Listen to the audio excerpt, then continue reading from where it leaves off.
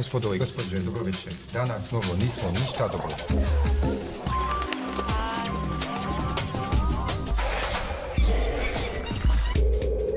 Ladies and gentlemen, bienvenue dans Trax. Voilà, do widzenia. Au sommaire, Mr. Jack White et son hommage au rock.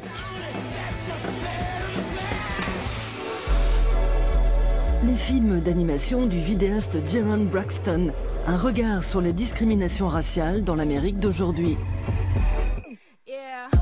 Et pour finir, rencontre avec Aliona qui nous fait découvrir le rap de demain. Mais tout de suite, place à un invité qu'on attendait depuis très longtemps.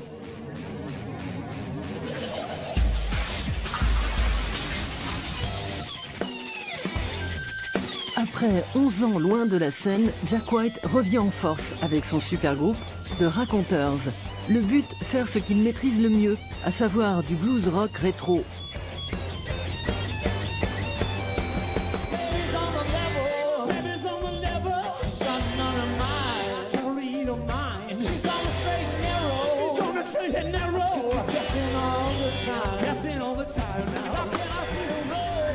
Il était temps, Mr. White. Notre objectif, c'est d'écrire des chansons intemporelles. On n'essaye pas de faire des chansons d'aujourd'hui, ni des chansons qui semblent tout droit sorties des années 70. On veut un son qui n'appartient à aucune époque.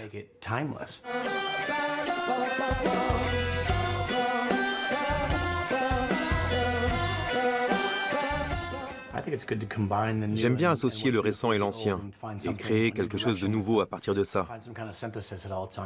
On peut apprendre beaucoup du passé si on essaye de comprendre ce qui a fonctionné ou pas.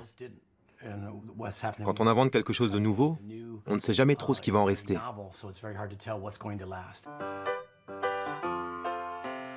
Depuis toujours, Jack White est voué à conserver et restaurer. À l'âge de 15 ans, il suit une formation de tapissier à Détroit. Puis il ouvre sa propre boutique de restauration de meubles, Third Man Upholstery.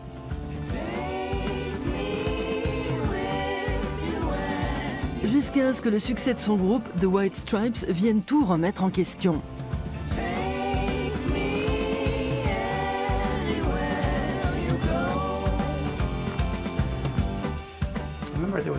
Un jour, je voulais travailler sur une chaise, dans mon atelier de rénovation.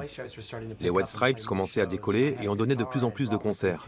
J'avais apporté ma guitare à l'atelier. Grave erreur. Au lieu de bosser, je passais tout mon temps à jouer et à écrire des chansons. J'ai fini par me rendre compte qu'une heure et demie avait passé et que je n'avais pas avancé sur ma chaise.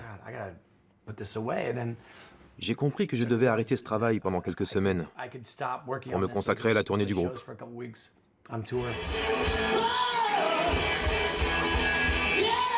Avec leur garage rock au Racine Blues, les White Stripes conquièrent les clubs indés du monde entier avant de partir à l'assaut des charts.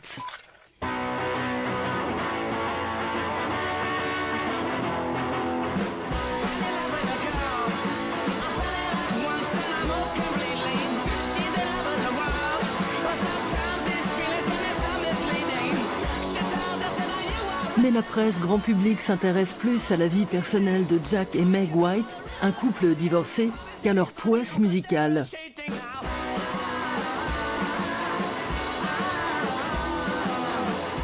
Our first appearance in Time magazine, you know, is White Stripes aren't really brother and sister. Where if you know the Time magazine in America, it's all people in their 50s reading this magazine, and it would be like, who are the White Stripes, and why do I care if they're brother and sister or not?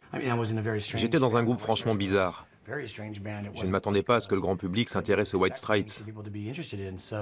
Je pensais qu'au bout de quelques mois, plus personne ne parlerait de nous. C'est tout l'inverse qui se produit. Seven Nation Army devient l'hymne des supporters de foot du monde entier.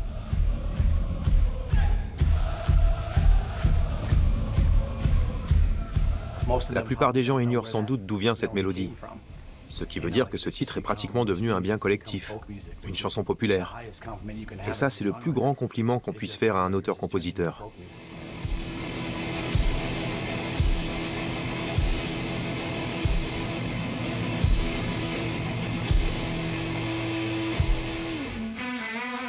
Aujourd'hui, Jack White n'est pas seulement le plus gros bosseur du showbiz, il a aussi réalisé un rêve. Il a ouvert 2 usines à pressage de vinyle, une à Nashville et l'autre dans sa ville natale, Détroit. Il y fabrique les disques de son label Third Man Records, ses albums solo et les disques de ses groupes, The Dead Weather et The Raconteurs. Il y conserve aussi des joyaux pour la postérité.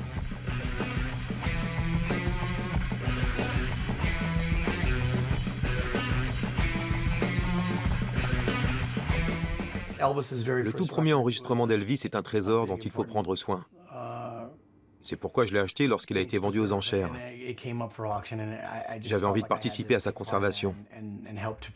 On a reçu le disque acétate original et on a procédé à une remasterisation numérique. Il y a quelques années, on l'a reproduit sur acétate et on l'a proposé à la vente lors du Discare Day. C'était une expérience hors du commun, mais aussi un projet très risqué. Quand on tient un original aussi rare entre ses mains, on a peur de le faire tomber et de le casser. J'ai proposé à plusieurs personnes de le tenir et elles ont refusé. Dans le 3e album des Raconteurs, Help Us Stranger, il est aussi question de préserver un son plutôt que d'en inventer un.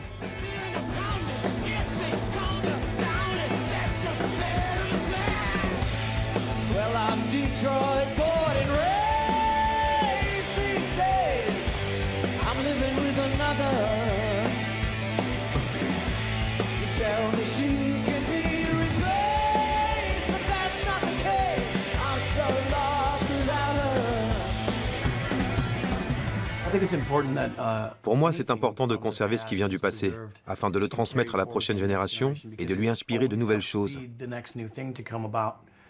Il faut apprendre du passé, apprendre de ses aînés.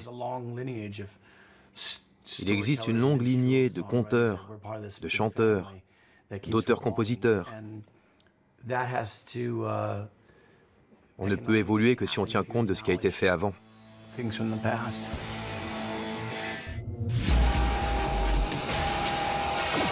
Sans plus attendre, on part faire la connaissance de la nouvelle icône du rap ukrainien.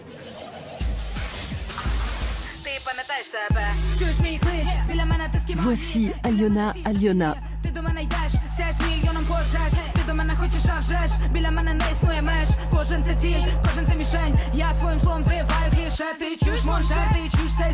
Cette ancienne maîtresse d'école s'apprête aujourd'hui à investir les scènes du monde entier.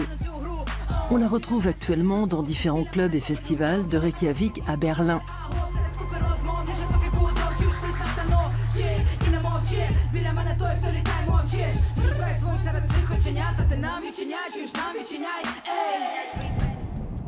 En route pour la ville où tout a commencé, à 1h30 de voiture de Kiev, la capitale ukrainienne, après avoir traversé plusieurs petites bourgades, nous arrivons enfin à Baryshivka.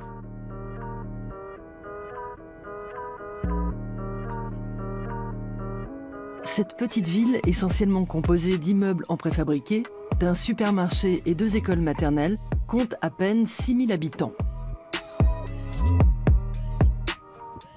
C'est ici qu'Aliona Aliona a grandi. Pour tous ceux qui ne me connaissent pas, je suis une fille qui n'est pas différente, mais simplement hors du commun. Je m'accepte telle que je suis. Certains traits que les gens peuvent considérer comme des défauts, moi j'en fais des aspects positifs. Je suis unique. J'essaie d'être moi-même et je veux prouver à tout le monde qu'on peut faire de la musique cool sans forcément être plein aux as, sans avoir un look hyper branché, du maquillage et des fringues qui coûtent un bras. Ça vous dit de faire un tour dans le coin? Je vais vous montrer mon quartier et comment les gens vivent ici. Vous voyez ces 3 immeubles? Celui-là, c'est celui de mes parents. Moi, j'ai habité dans celui-là. Ici, tout le monde se connaît. On se reconnaît au visage, à la langue et à l'allure. On discute ensemble. On connaît le père, la mère, les frères, les sœurs, les enfants, les petits-enfants d'absolument tout le monde.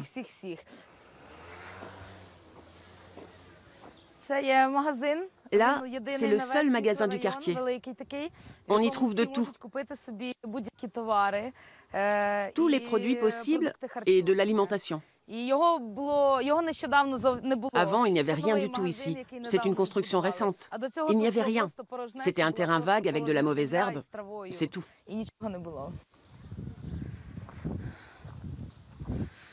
Salut! Tu es belle, toute ronde comme ça. Ça se passe bien? En effet, ici, tout le monde se connaît. Mais la notoriété d'Aliona Aliona, elle, ne se limite plus à sa ville. La rappeuse fait parler d'elle dans le monde entier.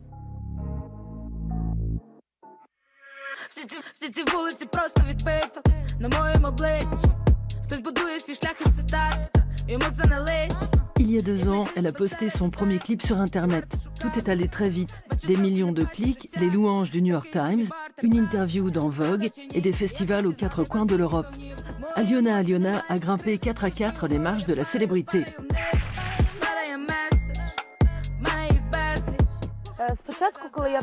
Quand j'ai commencé le rap, je n'ai pas réfléchi à tout ça. Mais aujourd'hui, avec la sortie de mon album, je reçois beaucoup de propositions de concerts. On écrit plein d'articles sur moi. Je me rends bien compte que je suis devenue une sorte d'influenceuse. J'ai une communauté de fans avec laquelle je partage mes pensées et à qui je peux servir de modèle. Je montre l'exemple de quelqu'un qui fait les choses bien et qui prend les bonnes décisions. Évidemment, ça me fait plaisir de partager avec eux les principes que j'ai dans la vie et dont ils peuvent s'inspirer pour la leur.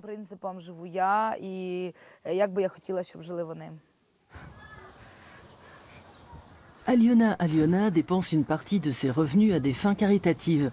Et quand elle rentre chez elle, ce n'est jamais les mains vides.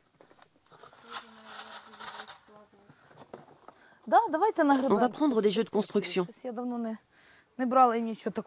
C'en est un, ça? La dernière fois, j'ai acheté un punching ball. Combien ça coûte? Voilà, c'est bon. Ces cadeaux, elle les apporte à son ancien lieu de travail. Au tout début de sa carrière de rappeuse, Aliona Aliona a travaillé pendant plusieurs années dans une école maternelle, aux grandes dames de certains parents. C'est assez mitigé. Des parents trouvaient qu'on ne peut pas travailler avec des enfants et rapper en maillot de bain dans un clip. C'est pas convenable.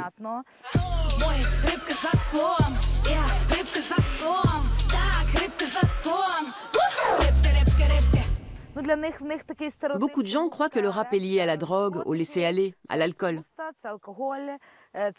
Pour eux, c'est un problème. Le fait d'être enseignante de maternelle et rappeuse, c'était un tabou. Ça n'allait pas ensemble, tout simplement. Mes collègues ont dû être soulagés de me voir partir. Ça leur a simplifié la vie. Aliona Aliona a fini par démissionner et quitter sa chère ville de Baryshivka. Elle en parle dans sa chanson intitulée « Je quitte mon chez-moi ». Il est question de sa région, de nostalgie et de déracinement. Un titre qui a touché une corde sensible dans cette zone sinistrée et qui aujourd'hui encore reste le plus populaire de son répertoire.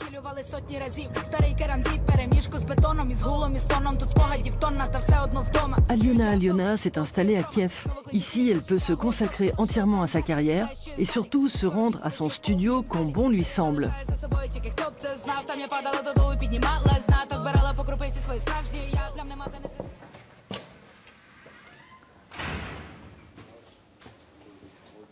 Salut! J'ai toute une équipe avec moi aujourd'hui. Bienvenue dans notre salle de répétition.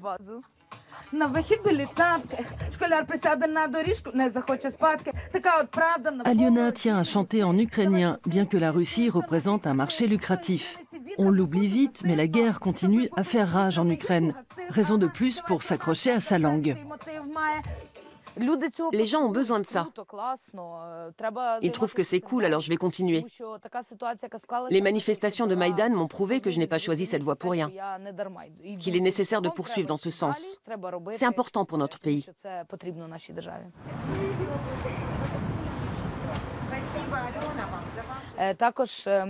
Même si ça ne concerne pas directement la musique, j'aimerais bien avoir une influence positive sur la jeunesse de mon pays. Il faut qu'elle devienne plus européenne, plus tolérante. Qu'elle prenne plus au sérieux les problèmes environnementaux et la cause animale. Je veux aider les gens à ouvrir les yeux sur les dysfonctionnements de notre société. Et je serais très heureuse que ça marche. C'est mon plus grand souhait.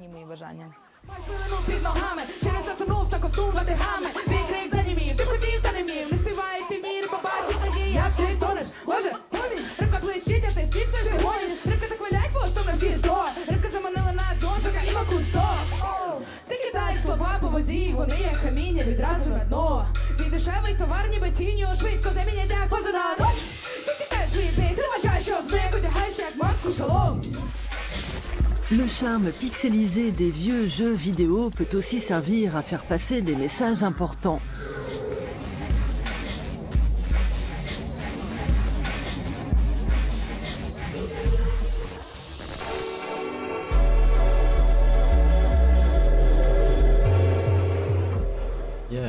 Je suis Jaron Braxton, un des meilleurs concepteurs 3D de la planète, si ce n'est le meilleur. On ne pourra pas lui reprocher de jouer la carte de la fausse modestie. Avec ses courts-métrages surréalistes, Jaron Braxton, musicien, autodidacte et enfant prodige de l'animation, affole les festivals tels que Sundance et Pictoplasma.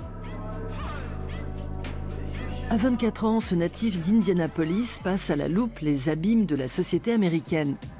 Pour ça, il mise sur une bonne dose d'hyperstimulation visuelle et sur le charme rétro des vieilles consoles.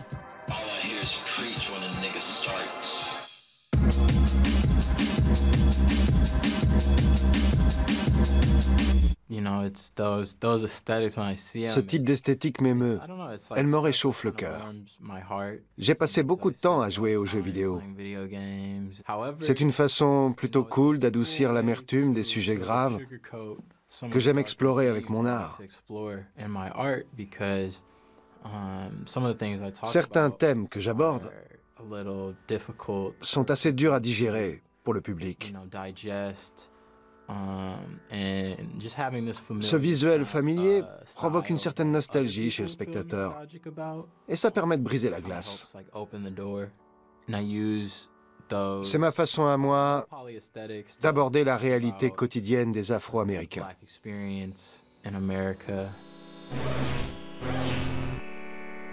Une réalité qui reste marquée par le racisme et les violences policières.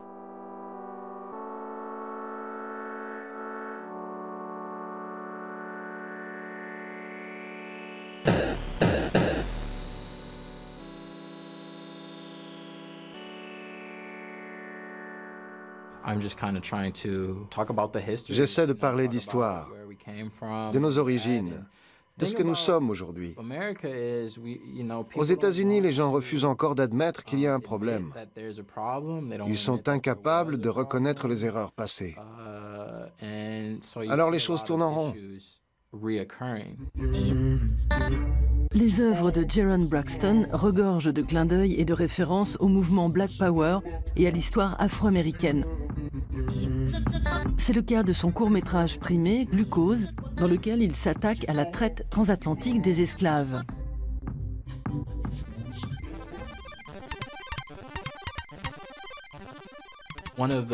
Un des plus gros problèmes, c'était le sucre. Les Américains avaient besoin des esclaves d'Afrique pour travailler dans les plantations de sucre. Ils les faisaient trimer jusqu'à ce que la peau leur tombe des os. Une fois qu'ils s'étaient tués à la tâche, ils achetaient de nouveaux esclaves.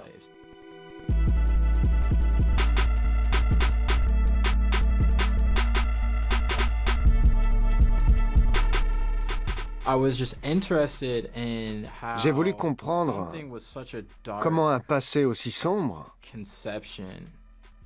pouvait aboutir à quelque chose d'aussi doux, d'une blancheur immaculée. En 2019, Jaron Braxton sort Octane, la suite très attendue de Glucose. l'artiste a puisé dans les grands classiques du jeu vidéo de course de voiture, comme Gran Turismo ou Need for Speed, pour revenir sur sa jeunesse à Indianapolis, la mecque du sport automobile américain.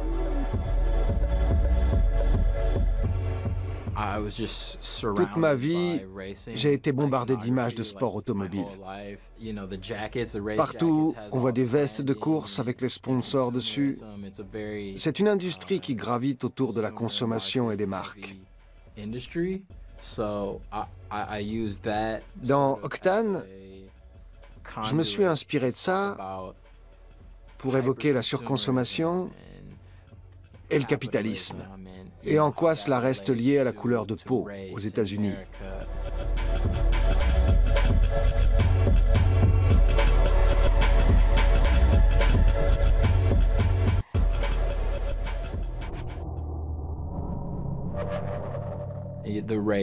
Dans le film, il y a un parallèle entre la course et les difficultés que rencontrent les Afro-Américains.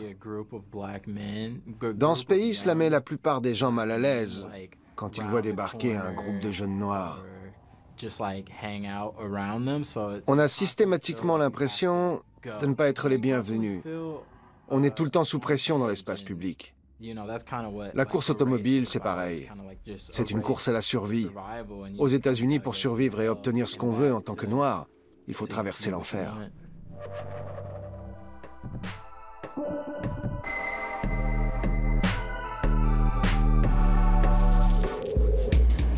Direction la pointe ouest du continent africain, dans une ville en pleine ébullition.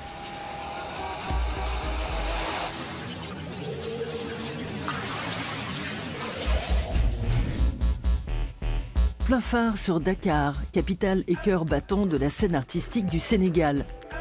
Une jeune scène culturelle est en effervescence. House et musique électro se sont frayés un chemin jusqu'aux pistes de danse et offrent un fond sonore à une nouvelle vague de créatifs.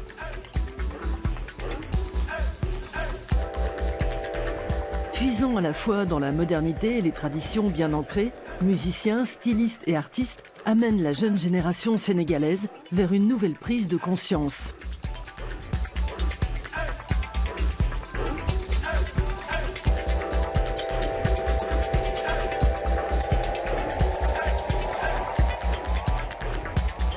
Ibakou est un de ces artistes. Icône de la mode, animateur radio, musicien, producteur et œuvre d'art afro-futuriste vivante. Nous l'accompagnons à l'atelier de création de son ami Sally Rabi Kane, qui a eu l'occasion d'habiller Beyoncé. Apparition. Ah, c'est ça la pièce, hein? La collaboration entre les artistes est super importante parce que de nous qui sommes nés ici au Sénégal, qui avons grandi ici, c'est dans notre quotidien, tu vois, de collaborer en fait, ouais. Genre après les poches. Ouais, avec la pointe là, oui. Je suis artiste, musicien, esprit créatif, poète sonore. J'ai commencé à faire la musique très tôt.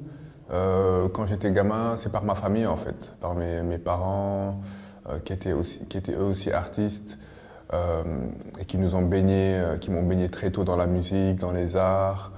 En apprenant les instruments, en chantant à la maison. Donc ça a toujours été dans mon environnement immédiat depuis l'enfance.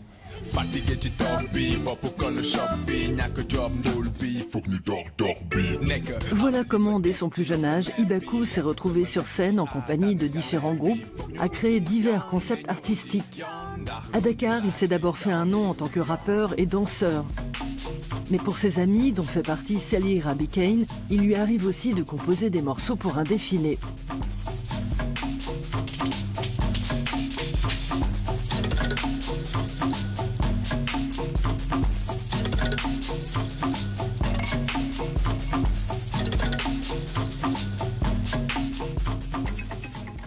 Ce que je recherche, tu vois, dans la musique, tu vois, ce que j'ai toujours recherché, c'est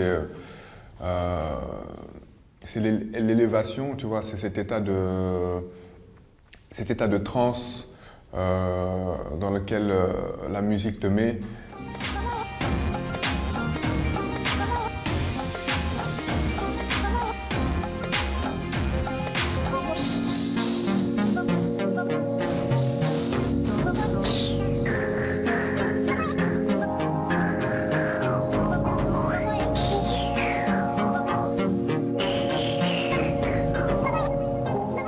apporte beaucoup de choses, apporte la guérison, apporte la joie, apporte la conscience, apporte des informations. C'est un voyage, tu vois, j'ai envie de faire voyager la personne qui m'écoute ou qui regarde ce que je fais, tu vois. 19h30 en plein ramadan, c'est l'heure de la rupture du jeûne. À quelques rues du lieu où vit Ibakou, nous rencontrons Guizguiz Boubès. Ce duo franco-sénégalais a trouvé une façon bien à lui de préserver l'héritage culturel du pays.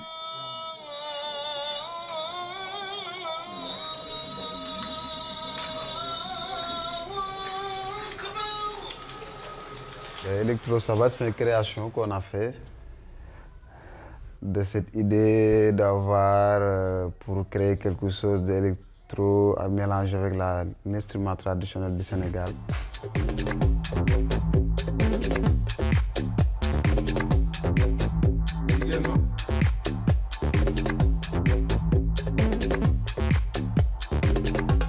C'est un instrument qui fait exciter, comme je dis à chaque fois, qui fait bouger les gens. Et c'est un instrument aussi qui est très mystique, qui appelle les esprits. Donc quand nous, quand on joue ces instruments-là, on sent quelque chose quand même. Ouais.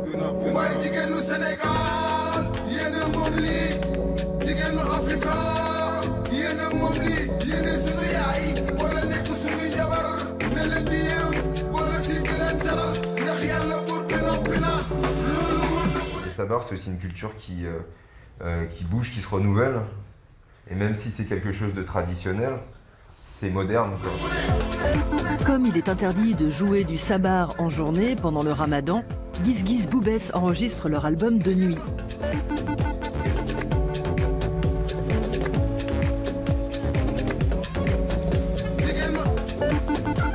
Les répétitions ont lieu dans le studio voisin.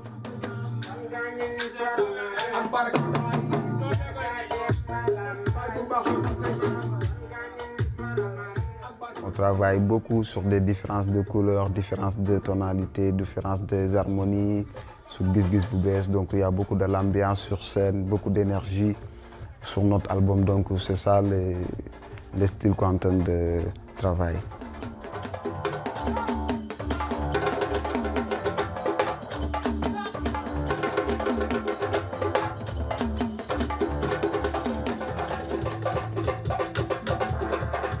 Et puis dans mon pays aussi, ça m'inspire beaucoup, ici au Sénégal. À chaque fois, je vis des choses qui m'inspirent beaucoup. C'est nous, la jeunesse africaine, qui devons se travailler pour croire à nous-mêmes. C'est nous-mêmes qui devons amener notre pays en avant.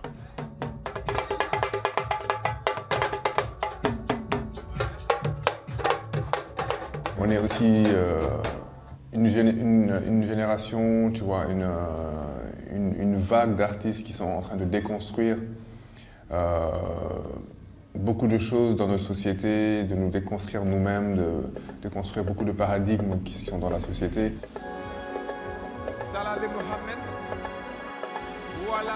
Ce soir, Ibakou et Guizguiz Boubès se produisent à Dakar, à la soirée d'inauguration de la résidence artistique de l'américain Kendi Wiley, qui compte parmi ses admirateurs Barack Obama.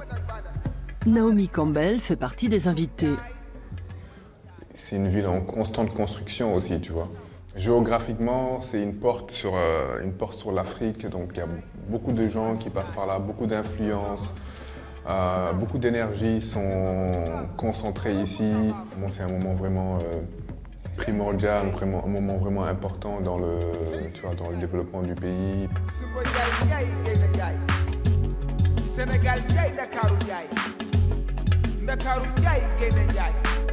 Guizguiz Boubès en Wolof, Nouvelle Vision, porte bien son nom et sera en France en décembre.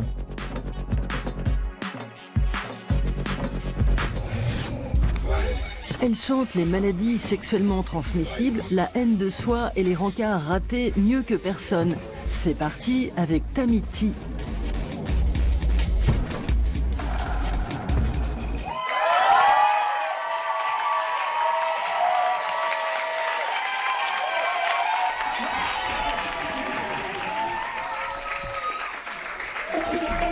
Je voulais juste dire que vous aviez le droit de vous rapprocher.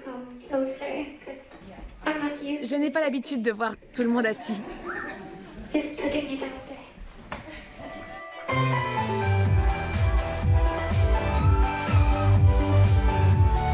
De la synth-pop, une voix haut perché et un godemichet qui fait office de percussion, voilà les marques de fabrique de Tamiti.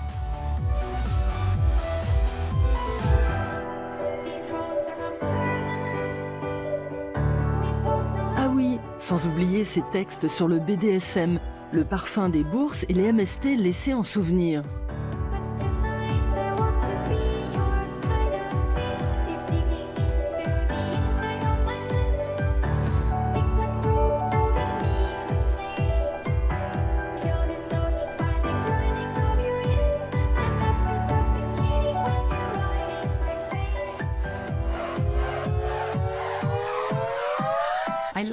Le plus souvent, je décris ma musique comme de la pop, parce que c'est tellement vaste que ça peut tout vouloir dire. Mais je m'inspire beaucoup de l'électronic dance music. Le titre de travail était « Musique commerciale de merde », parce que c'était le résultat que je voulais obtenir. C'est quelque chose que j'aime beaucoup. C'est peut-être de la musique commerciale de merde, finalement.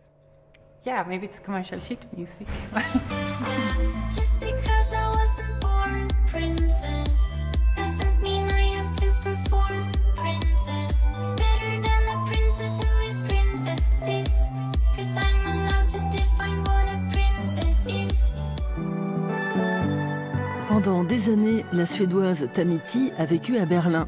C'est là qu'ont vu le jour ses chansons trash.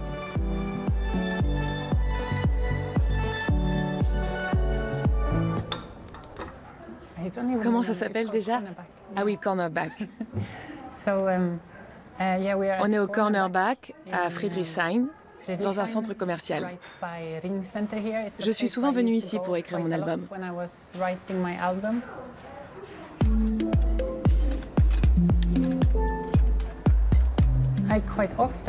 J'écris souvent sur le sexe. J'aurais du mal à expliquer pourquoi, parce que je n'ai pas l'impression que ça arrive si souvent. Mais quand j'ai posté mon album sur Internet, j'ai dû préciser quelles chansons contenaient des paroles explicites. Et là, je me suis rendu compte que c'était le cas de presque toutes. J'imagine que c'est parce que je pense souvent au sexe. Ce n'est pas que j'en ai envie en permanence. C'est juste un sujet que je veux explorer. Et sur lequel j'ai l'impression d'avoir des choses à dire. En tant que transgenre, Tamiti a malheureusement aussi beaucoup de choses à dire sur les attaques qu'elle subit quotidiennement.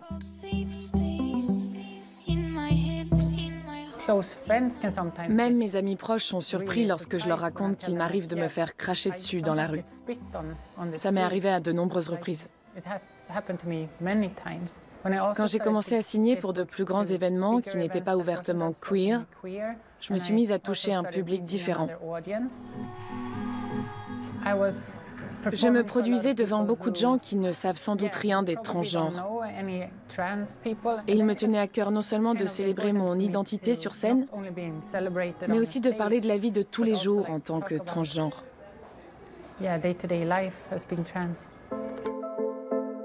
Aujourd'hui, Tamiti s'est réinstallée en Suède, plus exactement à Stockholm, où se trouve son refuge. Un atelier où elle voit la vie tout en rose.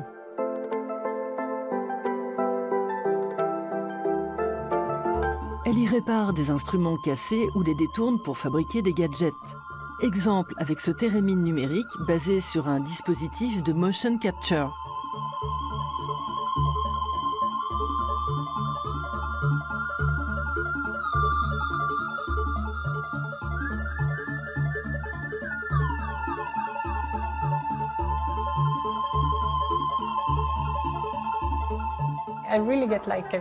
J'entretiens une relation très étroite avec les instruments que je répare ou que je fabrique. Le plus souvent, je les peins en rose, histoire de me les approprier. Ces créations roses finissent souvent par être assemblées sur scène pour les concerts de Tamiti.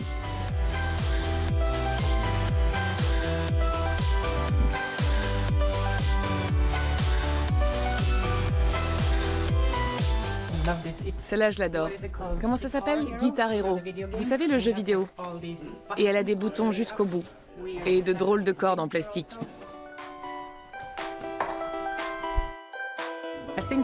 Tous mes instruments sont mes bébés. Mais celui-là, c'est sans doute le meilleur. Je dois me forcer à m'en servir, parce que je ne suis pas une performeuse de nature. Je dois trouver quelque chose qui approche davantage de la performance. Et cet instrument m'y aide beaucoup.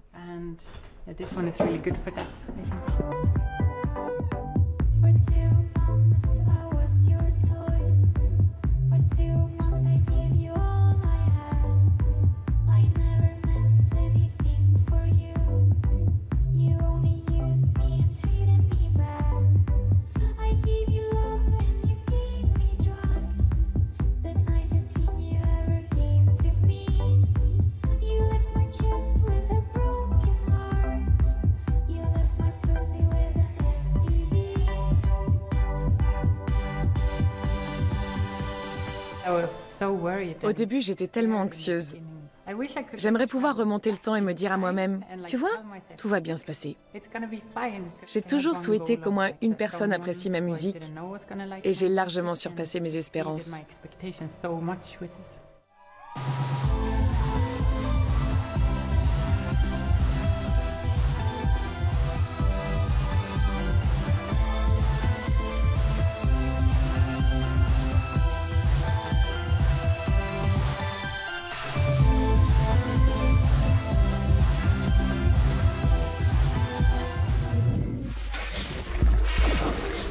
Avec Molchat Dama, un vent de fraîcheur souffle sur la scène de la Cold Wave.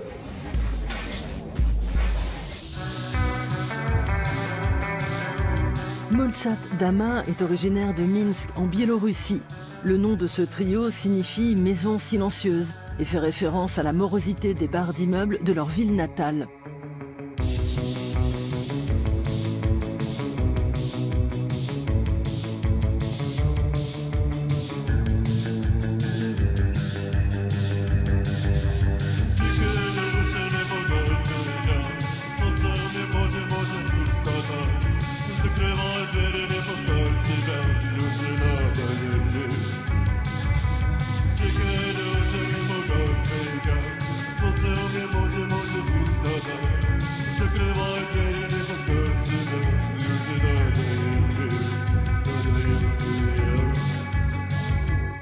Nous rencontrons Molchat Dama au festival Pop Culture de Berlin. Très vite, la conversation s'oriente vers leur affection pour les années 80.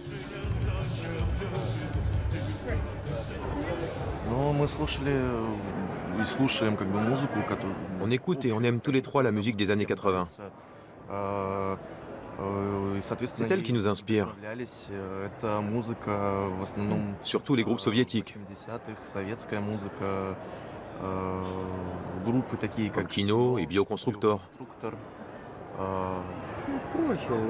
J'ai toujours eu envie de faire ce genre de musique. C'est un son qui me vient de mon enfance.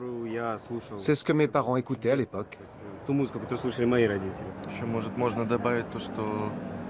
Certaines chansons sont restées actuelles. On peut dire que c'est un style de musique intemporel. Histoire de socialiser autour de la musique, on sort la malle à vinyle de Trax.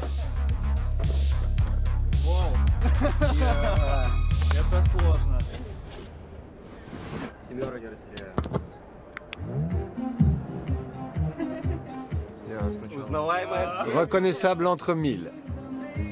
Eurythmics, incontournable. Je peux déjà vous dire que notre prochain album aura un son proche de Eurythmics. Je ne sais pas vous les gars, mais je me passe tous leurs morceaux en boucle ces derniers temps. Allez, fais voir. 24 Hours de Joy Division. Une de mes chansons préférées. Un son très sombre.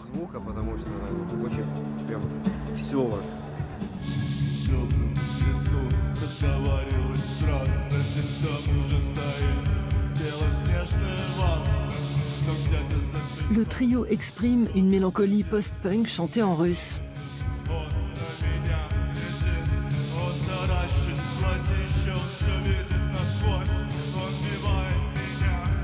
Leurs sujets de prédilection sont la peur et les rêves refoulés. Un style qui ne fait pas vraiment l'unanimité chez eux, en Biélorussie.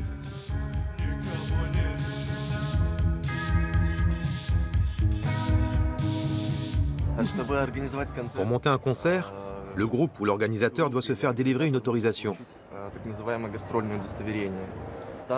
Elle est établie par un comité composé de 6 personnes. Ils vérifient tout. Les sujets qu'on aborde, le style de musique, de quoi on a l'air. Ces gens ont le pouvoir d'autoriser ou d'interdire un concert. Une fois, nous n'avons pas obtenu l'autorisation et nous n'avons pas pu nous produire. Toutes les affiches étaient déjà collées et les billets étaient en vente. Une employée de l'Office de l'idéologie est même passée pour vérifier si les groupes non autorisés ne se produisaient pas. Comme au Leningrad Rock Club dans les années 80. Cette époque existe encore à Minsk. Chez nous, on peut encore faire l'expérience de l'Union soviétique en live. Dans un sens, c'est peut-être une bonne chose, puisque ça nous a influencés. On vous laisse découvrir Molchat Dama en live au festival Pop Culture de Berlin.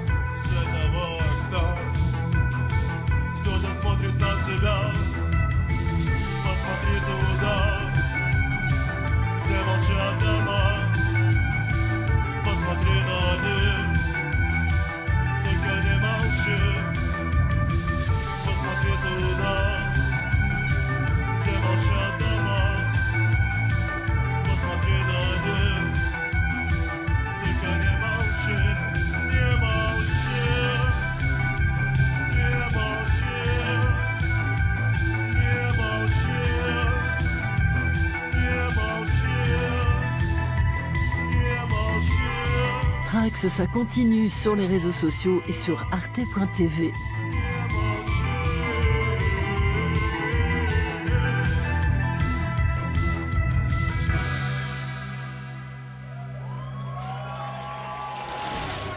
Gospodo i gospođe, dobro večer. Danas novo nismo ništa dobili.